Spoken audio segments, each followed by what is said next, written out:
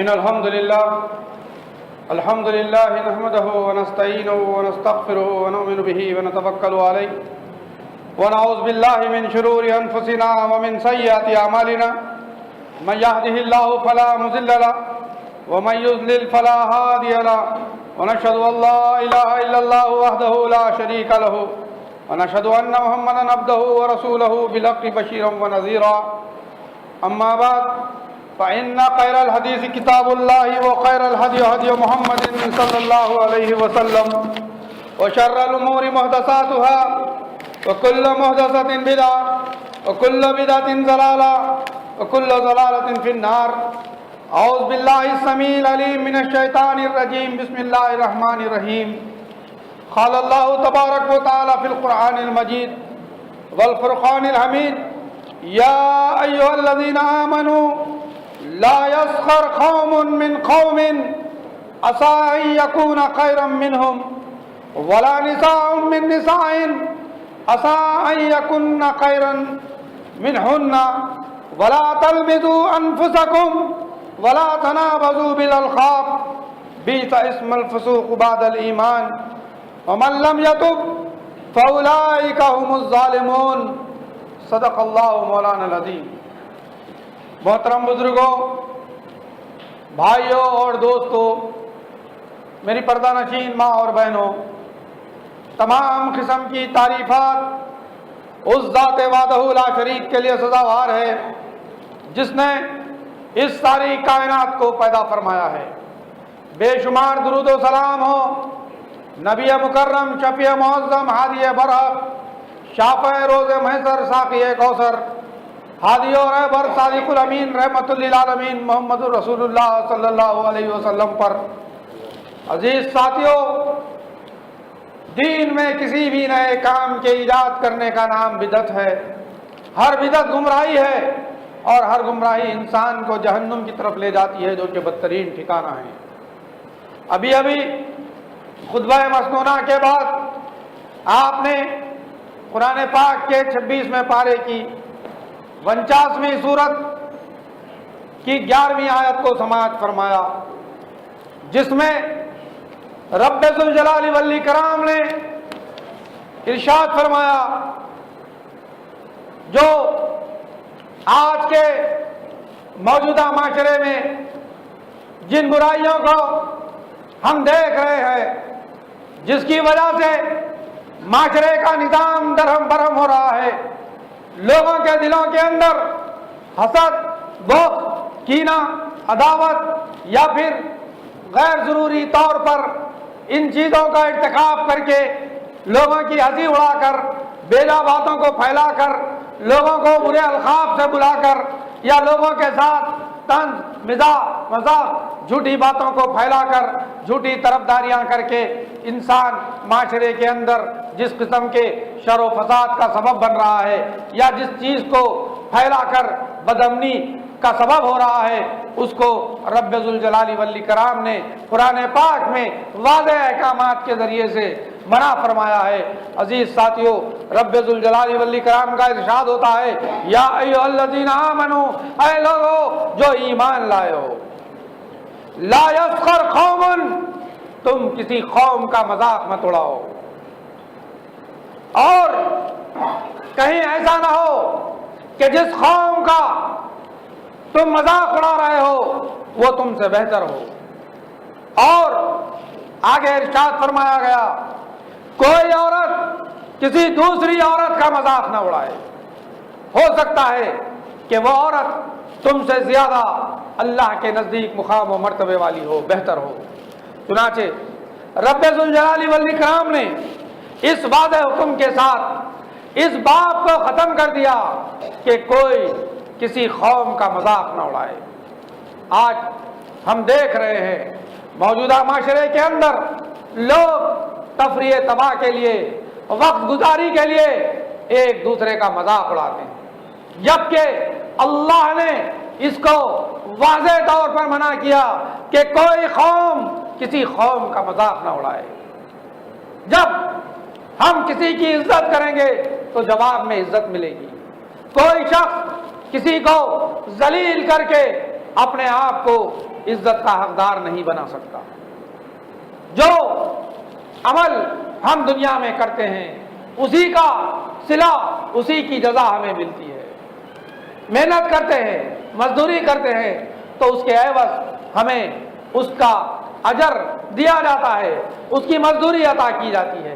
اسی طریقے سے اگر ہم نیک عمل کریں گے، لوگوں کے ساتھ نیکی سے پیش آئیں گے، لوگوں کی عزت کریں گے تو اس کے بدلے میں ہم کو بھی عزت ملے گی۔ یہ قانون فطرت ہے، یہ قاعدہ ہے، یہ دستور ہے۔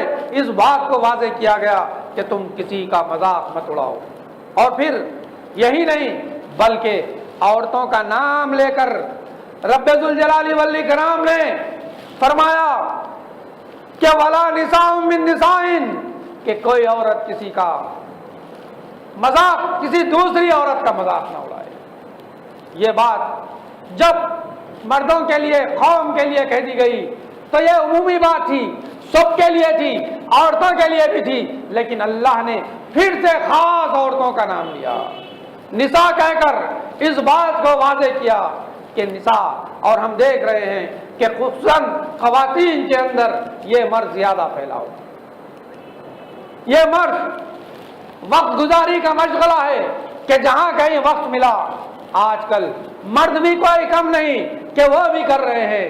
ہم دیکھ رہے ہیں کہ معاشرے کے اندر جو برائیاں، جو اخلاقی برائیاں پھیل رہی ہیں، اس کو قرآن و سنت میں واضح طور پر گنایا گیا، ایک ایک کر کے بیان کیا گیا کہ انسان تکبر، ظلم، غصہ، کسی کی نقل اتارنا، دوسروں کی مصیبت پر خوش ہونا، جھوٹ، فحش گوئی، بد زبانی، دو رخاپن، غیبت، ناجائز حمایت و طرفداری، بیجا تعریف، جھوٹی شہادت، برا مذاق، وعدہ خلافی، جھگڑا، مناظرہ، عیب چینی، بلا تحقیق بات کو پھیلانا، چغلی کھانا، حسد، بد نگاہی، یہ اسباب بیان کیے گئے ہیں جو آج معاشرے کے اندر برائی کے پھیلنے کا، بد امنی کے پھیلنے کا، عداوتوں کے فروغ کا، انسانوں کے رشتوں کو توڑنے کا سبب بن رہی ہے۔ اور اللہ رب العالمین نے اس آیت کریمہ میں واضح طور پر حکم دے کر فرمایا کہ کوئی قوم کسی قوم کا مذاق نہ اڑائے، اور خصوصاً عورتوں کا نام لیا کہ کوئی عورت کسی دوسری عورت کا مذاق نہ اڑائے۔ آگے رب ذوالجلال والاکرام نے ارشاد فرمایا وَلَا تَلْمِزُوا أَنفُسَكُمْ، آپس میں ایک دوسرے کو عیب نہ لگاؤ، آپس میں ایک دوسرے کو عیب نہ لگاؤ۔ یہ ایک بہت بڑی بیماری ہے کہ آدمی جب دوسرے کے بارے میں بات کرتا ہے تو اپنے آپ کو بھول جاتا ہے، اپنے آپ کو صاف و شفاف اور برتر سمجھنے لگتا ہے۔ یہ تکبر کی قسموں میں سے قسم ہے جو اللہ کو سزاوار ہے، جو اللہ کا لباس ہے۔ عزیز ساتھیو، تکبر جب انسان کے اندر آتا ہے تو انسان دوسروں کو حقیر سمجھنے لگتا ہے۔ اسی لیے اللہ رب العالمین نے ارشاد فرمایا وَلَا تَلْمِزُوا أَنفُسَكُمْ، کہ تم آپس میں ایک دوسرے کو عیب نہ لگاؤ۔ پہلے اپنے آپ کو تلاشو، اپنے آپ کو پرکھو، اپنے آپ کو جانو، اپنے اعمال کا احتساب کرو، تب جا کر تمہیں علم ہوگا کہ اپنے اندر کتنی خرابیاں ہیں، کتنی کوتاہیاں ہیں، کس قدر تم خواب غفلت میں زندگی گزار رہے ہو۔ رب نے واضح طور پر حکم دیا وَلَا تَلْمِزُوا أَنفُسَكُمْ۔ آگے رب نے ارشاد فرمایا وَلَا تَنَابَزُوا بِالْأَلْقَابِ، کہ کسی کو برے القاب سے مت پکارو۔ آج ہم دیکھ رہے ہیں کہ لوگوں کے دلوں کے اندر جو رنجشیں پیدا ہوتی ہیں اسی برے القاب کی وجہ سے پیدا ہوتی ہیں۔ ہم ایک اچھے آدمی کو جب اس کی بری صفت سے پکارتے ہیں یا اس پر برا عیب لگا کر اس کے نام کو مشہور کرتے ہیں یا اس کی کوتاہیوں کو اجاگر کرتے ہیں، لوگوں کے سامنے عام کرتے ہیں، تو اس آدمی کے ذہن و دماغ میں ایک چیز پیدا ہوتی ہے، اس کو نفرت کہتے ہیں۔ کہ جو شخص اس گندے نام سے، برے عیب سے، برے لقب سے کسی کو پکارتا ہے تو یقین جانیے کہ سننے والے کے دل کے اندر نفرت کا پیدا ہونا یقینی ہے۔ ہم کسی کو برے القاب سے پکار کر اپنے آپ کو اللہ کے نزدیک ذلیل و خوار کر رہے ہیں، گنہگار کر رہے ہیں، اور یہاں تک کہ جب تک وہ برا لفظ ایجاد کرنے والا اس گناہ میں شریک رہے گا جب تک لوگ اس کو برے لفظ سے پکارتے رہیں گے، اس لیے کہ برے القاب دے کر اللہ کے حکم کی انسان نافرمانی کر رہا ہے۔ بری چیز کو جو لوگ عام کرتے ہیں جب تک وہ دنیا میں قائم رہتی ہے اس وقت تک اس گناہ میں وہ بھی شریک رہتے ہیں۔ اللہ سے یقینی طور پر جب آدمی توبۃ النصوح کر لے، آگے آپ اس بات کو بھی سنیں گے کہ اللہ نے آگے ارشاد فرمایا بیس الاسم الفسوق بعد الایمان، ایمان کے بعد فسق برا نام ہے۔ ایمان لانے والوں کو یہ زیبا نہیں دیتا کہ وہ کسی کو عیب لگائیں، کسی کو برے القاب سے پکاریں۔ شیطان انسان کے پیچھے لگا ہوا ہے، وہ انسان کو مسلسل گمراہ کر رہا ہے، اس کا کام ہی شر پھیلانا ہے، انسان کے اندر برے وسوسے ڈال کر اس کو گناہ کی طرف، اس کو جہنم کی طرف، اس کو برائی کی طرف کھینچنا ہے۔ وہ اپنے کام پر لگا ہوا ہے، اور ہمیں اس بات سے آگاہ کیا گیا کہ تم ومن لم یتب فاولئک هم الظالمون، اور جو توبہ نہ کرے وہی لوگ ظالم ہیں۔ اللہ اس بات کا حکم دے رہا ہے کہ انسان معصوم من الخطا نہیں ہے، غلطی اس سے ہو سکتی ہے، وہ غلطی کا ارتکاب کر بیٹھ سکتا ہے، لیکن اللہ نے اس بات کا بھی حکم دیا کہ اگر تمہیں کوئی ایسا مرحلہ پیش آئے تو تم فوری توبہ کر لو، اور توبہ نہ کرے تو اللہ کیا کہہ رہا ہے؟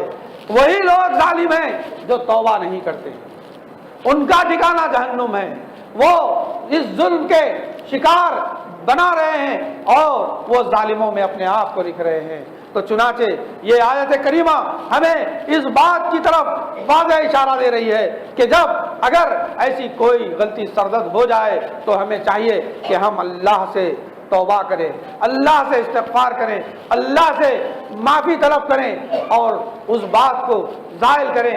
اگر ایسی کوئی بات سرزد ہو گئی ہے تو اللہ کے رسول صلی اللہ علیہ وسلم نے ارشاد فرمایا کہ اگر تم نے کوئی ایسا عمل کر بیٹھا ہے اور وہ مر چکا ہے تو تمہارے پاس صرف ایک چارہ ہے کہ تم اس کے لیے مغفرت کی دعا کرو، یہی ایک چارہ تمہارے پاس باقی ہے۔ اگر دنیا میں موجود ہے تو تم اس سے معافی چاہو کہ اس برے لفظ کو عام کرنے کے سبب جو تکلیفیں، جو دلی اذیتیں اس سے پہنچی ہیں اس کو دھو لو۔ اگر وہ مر چکا ہے تو پھر تم اس کے لیے مغفرت کی دعا کرو، اللہ ہو سکتا ہے اس کے عوض تمہیں بخش دے۔ لیکن اگر دنیا میں وہ شخص موجود ہے تو یہ فرض ہے کہ آدمی اس سے معذرت خواہی کر لے، اس سے دل کو پاک کر لے۔ اللہ کے رسول صلی اللہ علیہ وسلم نے حضرت عائشہ نے جب حضرت صفیہ جو کہ پسخط تھی ان کے بارے میں کہا تھا کہ وہ تو پسخط ہے، تو رسول اکرم صلی اللہ علیہ وسلم نے فرمایا اے عائشہ تم نے اتنا گندا لفظ منہ سے نکالا ہے کہ اگر سمندر میں گھول دیا جائے تو پورے سمندر کو گندا کر دے گا۔ آپ اندازہ لگا سکتے ہیں، جبکہ حضرت صفیہ کے بارے میں یہ بات تھی کہ وہ پسخط تھی، لیکن تانے کے طور پر، ان کی کمزوری کے طور پر جب نشاندہی کی گئی تو اللہ کے رسول نے ارشاد فرمایا کہ اے عائشہ تم نے اتنا گندا لفظ منہ سے نکالا ہے، جبکہ صحابیات اور امہات المومنین باوجود سوکن ہونے کے ایک دوسرے سے انتہائی محبت و احترام سے رہا کرتی تھی۔ اللہ کے رسول نے اس قدر تنبیہ فرمائی۔ عزیز ساتھیوں، اللہ کے رسول صلی اللہ علیہ وسلم نے ارشاد فرمایا لا يدخل الجنت من کان فی قلبہ مثقال ذرۃ من الکبر، کہ جس کے دل میں ذرہ برابر کبر ہوگا، غرور ہوگا، وہ جنت میں داخل نہیں ہوگا۔ آج اور آگے رب ذوالجلال والاکرام کے حبیب محمد الرسول اللہ صلی اللہ علیہ وسلم نے ارشاد فرمایا جس کا تہبند ٹخنوں سے نیچے ہوگا وہ حصہ جہنم میں ہوگا۔ آج اس کو کبر کی علامت بتائی گئی ہے، اور ظلم کے بارے میں کونین کے تاجدار نے ارشاد فرمایا الظلم ظلمات یوم القیامہ، کہ لوگوں ظلم سے بچو، اس لیے کہ قیامت کے دن ظالم کے لیے سخت اندھیرا ہوگا، وہ اندھیروں میں ہوگا۔ قیامت کے اس دن کی ہولناکیوں کو تصور کرو کہ اللہ کے رسول نے فرمایا یہ ظلم جو انسان دنیا میں کر رہا ہے، کرتا آ رہا ہے یا جانے انجانے اس سے سرزد ہو رہا ہے، یہ ظلم قیامت کے دن ظلمات بن کر ابھرے گا، ظالم سخت اندھیروں میں رہے گا۔ عزیز ساتھیوں، اس بات سے اللہ کے رسول صلی اللہ علیہ وسلم نے تنبیہ فرمائی، اور آپ صلی اللہ علیہ وسلم نے فرمایا کہ میری امت کا دیوالیہ مفلس وہ ہے۔ آپ سے فرمایا کہ لوگوں کیا تم جانتے ہو کہ مفلس کون ہے؟ لوگوں نے فرمایا لوگوں اللہ کے رسول جس کے پاس مال و درہم نہ ہو وہ مفلس ہے۔ اللہ کے رسول صلی اللہ علیہ وسلم نے فرمایا کہ میری امت کا مفلس وہ ہے جس کے پاس نماز بھی ہے، روزہ بھی ہے، زکوٰۃ بھی ہے، اور ان سب کے ساتھ قیامت کے دن حاضر ہوگا، لیکن اس نے دنیا میں ظلم کیا ہوگا، دنیا میں لوگوں کا حق مارا ہوگا۔ ان سب نیکیوں کو لے کر نماز، روزہ، زکوٰۃ سب کو لے کر اللہ کے پاس حاضر ہوگا، لیکن جس کا حق مارا، جس کے ساتھ ظلم کیا، ان کو اس کی نیکیاں دے دی جائیں گی، یہاں تک کہ اس کی ساری نیکیاں ختم ہو جائیں گی اور پھر اس کو جہنم میں ڈال دیا جائے گا۔ جب ساری نیکیاں ختم ہو جائیں گی تو لوگوں کے گناہ اس کے سر پر ڈال دیے جائیں گے۔ عزیز ساتھیوں، اگر ہم اس خواب غفلت میں ہیں کہ ہم نمازی ہیں، روزگار نمازی ہیں، پرہیزگار ہیں، زکوٰۃ ادا کرنے والے ہیں، حج بھی ہے، زکوٰۃ بھی ہے، خیرات بھی ہے، لیکن اگر ہم سے ظلم کا ارتکاب ہو رہا ہے، لوگوں کے حقوق کی حق تلفی ہو رہی ہے، تو اس بات سے متنبہ کیا گیا کہ یہ سب کے سب لوگوں میں تقسیم کر دی جائیں گی۔ نیکیوں کو کرنے کے بعد اللہ کے رسول نے فرمایا کہ تم نیکیوں کی حفاظت کرو۔ دین اسلام میں بار بار اس بات کی تلقین کی گئی کہ اپنے اعمال کی اصلاح کرو، اپنے اعمال کی حفاظت کرو، اپنے نیکیوں کی حفاظت کرو، کہ یہ نیکیاں جس کے ذام میں تم زندگی گزار رہے ہو کہیں یہ دوسروں کے حصے میں تو نہیں جانے والی ہے۔ اس لیے انسان کو احتساب کے بغیر سونا نہیں چاہیے کہ وہ سونے سے پہلے اس بات کا احتساب کرے کہ کہیں آج اس سے ایسی کوئی بڑی غلطی تو سرزد نہیں ہو گئی ہے، کہیں کوئی ظلم تو نہیں ہو گیا ہے، تاکہ اس کی نیکیاں محفوظ ہو جائیں، وہ اس کے لیے کارآمد ثابت ہوں، وہ اس کے لیے جنت میں جانے کا سبب بنے۔ اگر اس خواب غفلت میں ہم زندگی گزاریں گے اور ظلم کا شکار ہوں گے یا لوگوں کو کریں گے یا اس پر نظر نہیں رکھیں گے، تو اللہ کے رسول صلی اللہ علیہ وسلم نے ارشاد فرمایا ایاک و دعوت المظلوم، لوگوں مظلوم کی پکار سے بچو، اس لیے کہ مظلوم کے اور اللہ کے درمیان کوئی حجاب نہیں ہوتا۔ ادھر مظلوم اللہ کو اپنے حق کے لیے پکارتا ہے اور ادھر سے اللہ کی رحمت جوش میں آتی ہے۔ اس لیے اللہ کے رسول نے فرمایا ایاک و دعوت المظلوم، کہ لوگوں مظلوم کی پکار سے بچو۔ مظلوم کی پکار عرش کو ہلا دیتی ہے۔ عزیز ساتھیوں، ہمیں چاہیے کہ ہم اس بات کا خیال رکھیں۔ اللہ کے رسول صلی اللہ علیہ وسلم نے ارشاد فرمایا الکبر بطر الحق وغمط الناس، کہ لوگوں کو حقیر سمجھنے سے اللہ کے رسول صلی اللہ علیہ وسلم نے منع فرمایا ہے، اور فرمایا تکبر یہ ہے کہ حق بات کو آدمی جھٹلائے اور لوگوں کو حقیر جانے۔ لوگوں کو حقیر جاننے کا نام تکبر ہے، اور اسی تکبر میں انسان لوگوں پر ظلم کرتا ہے، اسی تکبر کی وجہ سے آدمی گناہ کر بیٹھتا ہے، اسی تکبر کی وجہ سے آدمی سے ایسے ایسے کام سرزد ہو جاتے ہیں جس کا اس کو شعور بھی نہیں ہوتا۔ آدمی جب تک اپنے آپ کو حقیر سمجھتا ہے، کمزور سمجھتا ہے، ناتواں سمجھتا ہے، اس وقت تک وہ کامیاب و کامران رہتا ہے۔ جب تک وہ جد و جہد میں لگا رہتا ہے، جب تک وہ اللہ کے حضور عاجزی اور انکساری سے رہتا ہے، دنیا کے اندر انکساری کے ساتھ، محبت کے ساتھ، خلوص کے ساتھ، پیار کے ساتھ، الفت کے ساتھ، انسانیت کے ساتھ جب زندگی گزارتا ہے تو وہی شخص کامیاب و کامران ہوتا ہے۔ اور جس کے اندر تکبر، غرور تک اور غصہ آ جائے وہ شخص کبھی بھی فلاح نہیں پا سکتا، اس لیے کہ یہ ساری چیزیں اعمال کو برباد کرنے والی ہیں۔ اللہ کے رسول صلی اللہ علیہ وسلم نے اس بات سے بار بار منع فرمایا ہے۔ آگے اللہ رب العالمین نے ارشاد فرمایا یا ایھا الذین آمنوا اجتنبوا کثیرا من الظن ان بعض الظن اسم، کہ اے ایمان والو بدگمانیوں سے بچو، کیونکہ بدگمانیاں گناہ ہیں۔ اور آپ صلی اللہ علیہ وسلم نے ارشاد فرمایا ایاکم والظن، کہ لوگوں تم بدگمانی سے بچو۔ اور آج یہی بدگمانیاں معاشرے کے اندر کس قدر تباہی و بربادی کا سبب بن رہی ہیں۔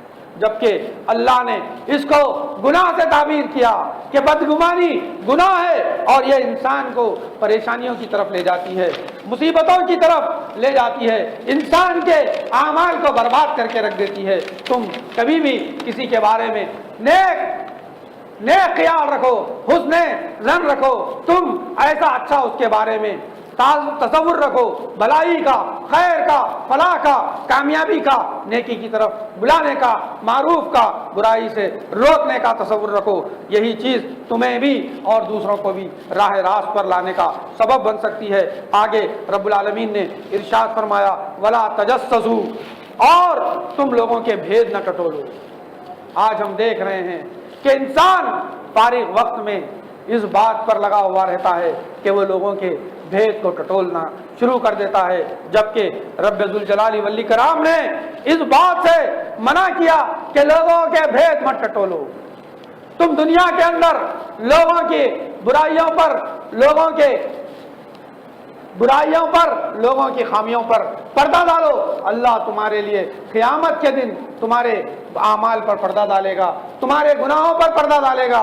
اگر تم دنیا کے اندر لوگوں کے بھید کو پھیلاتے پھرو گے، کھروچتے پھرو گے، تو یہ یقین جانو کہ کوئی اور ہوگا جو تمہارے بھیدوں کو ٹٹولے گا۔ تم جس طرح دوسروں کے بھیدوں کو لوگوں میں پھیلا رہے ہو، کوئی تیسرا ہمارے بھی بھیدوں کو دنیا کے اندر پھیلا سکتا ہے۔ اس لیے کہ انسان جو کچھ عمل کرتا ہے اسی کا نتیجہ اسے میسر آتا ہے، وہی چیز اس کے حصے میں آتی ہے۔ اگر نیکی کی راہ پر انسان چل پڑے تو نیکی اس کے حصے میں آتی ہے، اور آدمی برائی کی راہ پر چل کر نیکی کا تصور رکھے تو یہ اس کو دن میں خواب دیکھنے کے برابر ہے، یہ اپنی نظروں کو دھوکہ دینے کے برابر ہے، یہ اپنے آپ کو غفلت کا شکار کرنے کے برابر ہے۔ عزیز ساتھیو، رب ذوالجلال والاکرام نے تجسس کے بعد فرمایا وَلَا يَغْتَبْ بَعْضُكُمْ بَعْضًا، اور تم میں سے کوئی کسی کی غیبت نہ کرے۔ اور یہی غیبتیں آج ہمارے انتشار کا سبب ہیں، یہی غیبتیں دنیا کے اندر پریشانی کا سبب بن رہی ہیں، جبکہ یہ منافق کی علامات میں سے ایک علامات ہے کہ آدمی لوگوں کی غیبت کرتا پھرے۔ اللہ نے اس کے گناہ کو بھی ارشاد فرمایا اَيُحِبُّ أَحَدُكُمْ أَن يَأْكُلَ لَحْمَ أَخِيهِ مَيْتًا فَكَرِهْتُمُوهُ، کوئی بھی ایسا پسند نہیں کرے گا کہ اپنے مردہ بھائی کا گوشت کھائے، اور غیبت کرنا اپنے مردہ بھائی کا گوشت کھانے کے برابر ہے۔ اللہ کہہ رہا ہے فَكَرِهْتُمُوهُ، تم اس کو ناپسند کرو گے، تم اس سے کراہیت کرو گے، اور اس بات سے واضح منع کیا گیا کہ کوئی کسی کی غیبت نہ کرے۔ غیبت کرنا اس قدر برا گناہ ہے کہ اپنے مرے ہوئے بھائی کا گوشت کھانے کے برابر گناہ ہے۔ اور اللہ نے آگے پھر ارشاد فرمایا وَاتَّقُوا اللَّهَ، لوگ اللہ سے ڈرتے رہو۔ سارا کلام مجید آپ پڑھتے چلے جائیں، لب لباب یہی ملے گا وَاتَّقُوا اللَّهَ، لوگ اللہ سے ڈرتے رہو۔ جب تک انسان اللہ سے ڈرتا رہے گا اس وقت تک کامیاب و کامران رہے گا۔ اللہ نے ہر جگہ بار بار اس بات کا حکم دیا واتقوا اللہ واتقوا اللہ واتقوا اللہ، کہ لوگوں اللہ سے ڈرتے رہو، اللہ سے ڈرتے رہو، اس لیے کہ یہ ڈر، یہ خوف، یہ خشیت ہی تمہیں کامیابی و کامرانی کی طرف لے جاتی ہے۔ ان اللہ تواب الرحیم، بے شک اللہ توبہ کو قبول کرنے والا ہے، رحمت والا ہے، رحیم ہے، رحم کرنے والا ہے۔ تم اللہ سے ہمیشہ اچھی امید رکھو اور اللہ کا ڈر اپنے اندر پیدا کرو، یہی چیز کامیابی و کامرانی کی ضامن ہے۔ آگے رب ذوالجلال والاکرام نے ارشاد فرمایا یا ایھا الناس انا خلقناکم من ذکر و انثی وجعلناکم شعوبا وقبائل لتعارفوا ان اکرمکم عند اللہ اتقاکم ان اللہ علیم خبیر۔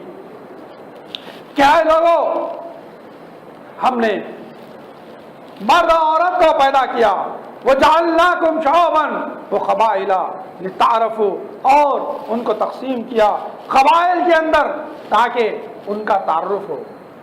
حسب نسب کسب پر غرور تکبر انسان کو کامیابی کی طرف نہیں لے جا سکتا، بلکہ یہ صرف ایک تعارف کی چیز ہے، یہ صرف ایک پہچان کے لیے ہے، یہ صرف لوگوں میں تمہارا تعارف کرانے کے لیے ہے۔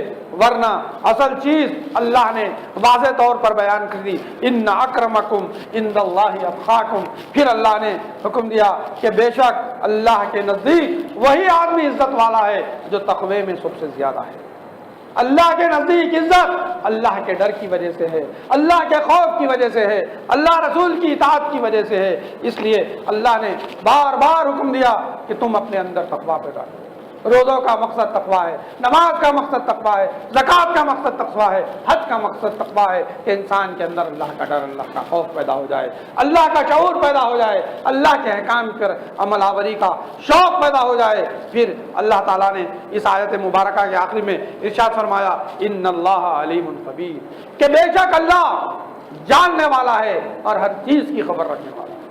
تم جو کچھ دنیا کے اندر عمل کرتے ہو وہ اللہ کے نزدیک ریکارڈ ہو رہا ہے، اور آج کے دور میں ہم اس بات کو بڑی اچھی طریقے سے سمجھ سکتے ہیں کہ ایک چھوٹا سا ٹکڑا چپکا جب دنیا کی معلومات کو محفوظ رکھ سکتا ہے تو وہ اللہ رب العالمین جس کی ساری کائنات میں بادشاہت ہے، جو بادشاہوں کا بادشاہ ہے، ذرے ذرے کا مالک ہے، اس کے لیے کون سی مشکل ہے کہ وہ تمہارے اعمال کا حساب و کتاب درج نہ کرے۔ عزیز ساتھیوں، شرط یہ ہے کہ انسان اپنے اللہ پر یقین رکھے۔ اسی کو آگے اللہ نے واضح فرمایا، آیت نمبر 15 میں اللہ فرماتا ہے، انما المؤمنون الذین آمنوا باللہ ورسولہ ثم لم یرتابوا، کہ مومن وہ ہیں جو ایمان لانے کے بعد اللہ اور اس کے رسول پر ایمان لانے کے بعد پھر شک نہیں کرتے، کامل یقین، کامل بھروسہ رکھتے ہیں۔ جو شک کرے وہ مومن نہیں ہو سکتا۔ ایمان لانے کے بعد اللہ پر، اس کے رسول پر شک نہ کرنا یہ مومن کی صفت ہے، یعنی پورے دل کے ساتھ، دل جمی کے ساتھ، پورے یقین کے ساتھ، پورے اطمینان کے ساتھ، پورے شعور کے ساتھ، پورے احساس کے ساتھ انسان اللہ پر، اس کے رسول پر ایمان لے آئے اور اس میں شک نہ کرے۔ اور ان کی صفت، جو سچے ہیں ان کی صفت بھی اللہ نے بیان فرمائی ہے کہ وہ ایمان لانے کے بعد کیا کرتے ہیں۔ وجاہدوا بِأَمْوَالِهِمْ وَأَنفُسِهِمْ فِي سَبِيلِ اللَّهِ أُولَئِكَ هُمُ الصَّادِقُونَ، کہ وہ جہاد کرتے ہیں، جدوجہد کرتے ہیں، کس کے ساتھ؟ اپنے مالوں کے ساتھ، اپنے نفسوں کے ساتھ، وہ رات دن جدوجہد کرتے ہیں۔ ایک تو اللہ رسول پر وہ کامل ایمان لاتے ہیں اور شک نہیں کرتے، اور پھر ثبوت دیتے ہیں اپنی جدوجہد کے ذریعے سے، اپنے کوشش کے ذریعے سے، اپنی محنت کے ذریعے سے، اپنے مالوں کو خرچ کر کے، اپنے نفسوں کو خرچ کر کے اس بات کا ثبوت دیتے ہیں، کس کے لیے؟ فی سبیل اللہ، اللہ کی راہ میں خرچ کرتے ہیں۔ اور اللہ نے ان لوگوں کے بارے میں ارشاد فرمایا، اولئک ھم الصادقون، کہ یہی وہ لوگ ہیں جو سچے ہیں۔ ان کی سچائی، لوگوں اپنی سچائی کو اگر تم کامل کرنا چاہتے ہو تو اللہ کی راہ میں جدوجہد کرو۔ اللہ نے حکم دیا، وجاہدوا باموالہم وانفسہم فی سبیل اللہ، اپنے مالوں کے ساتھ۔ یہ بہت بڑا عظیم امتحان ہے کہ آدمی اللہ کی راہ میں اپنے مال کو خرچ کرے، وہی اس کے ایمان کا امتحان ہوتا ہے۔ اور اپنے نفسوں کے ساتھ، وانفسہم، کہ اپنے نفس کے ساتھ آدمی جہاد کرے، اپنے نفس پر اللہ کے قانون کو نافذ کرے۔ یہ اللہ نے ایسے آدمی کو سچا کہا ہے، اولئک ھم الصادقون، کہ وہی سچے ہیں جو جاہدوا باموالہم وانفسہم فی سبیل اللہ، جو اللہ کی راہ میں جہاد کرتے ہیں اپنے مالوں اور نفسوں کے ساتھ۔ نفس کہیں اور لے جانا چاہتا ہے اور انسان اپنے آپ کو اللہ کے حکم کے مطابق تھام کر رکھتا ہے، یہ اس کے نفس کے ساتھ جہاد ہے۔ اور آدمی جب اس پر کامیابی کے ساتھ اپنے آپ کو تھام لے تو وہی سچا ہے۔ اللہ کے رسول صلی اللہ علیہ وسلم نے ارشاد فرمایا کہ طاقتور وہ نہیں جو کشتی میں دوسرے کو پچھاڑ دے، بلکہ طاقتور وہ ہے جو غصے کے موقع پر اپنے آپ پر قابو پائے۔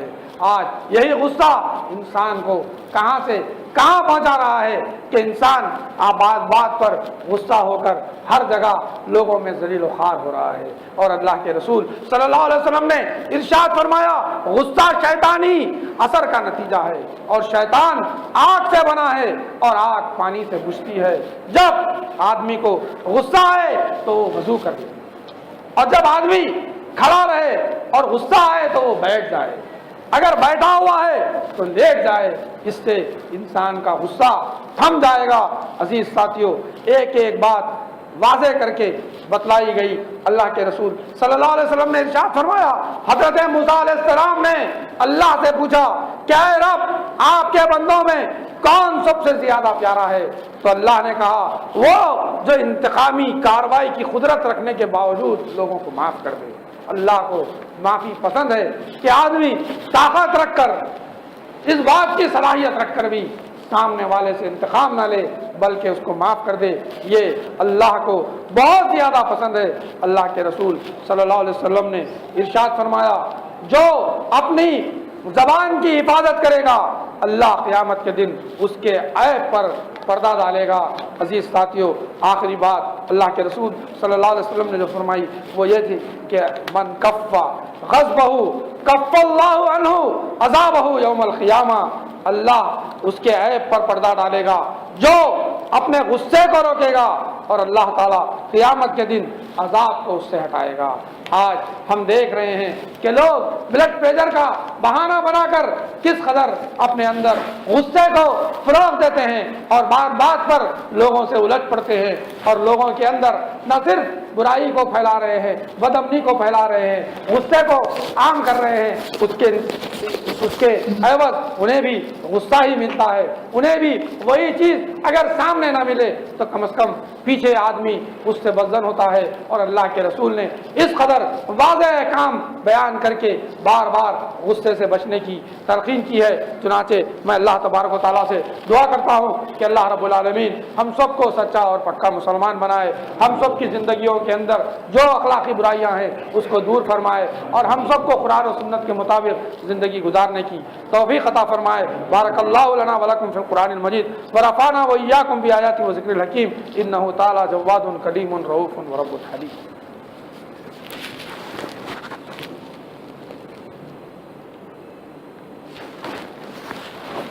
الحمد للہ نحمده ونستعینه ونستغفره ونؤمن به ونتوکل علیہ ونعوذ باللہ من شرور انفسنا ومن سیئات اعمالنا، من یهده اللہ فلا مضل له ومن یضلل فلا هادی له، ونشهد ان لا الہ الا اللہ وحدہ لا شریک له، ونشهد ان محمدا عبدہ ورسولہ بالحق بشیرا ونذیرا۔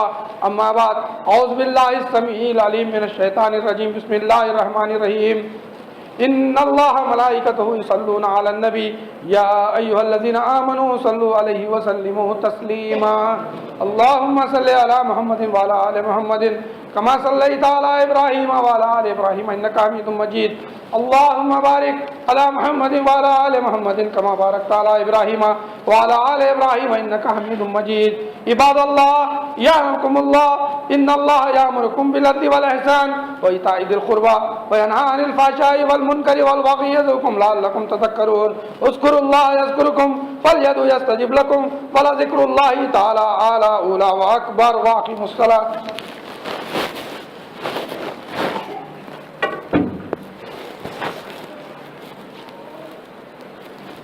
الله أكبر الله أكبر، أشهد أن لا إله إلا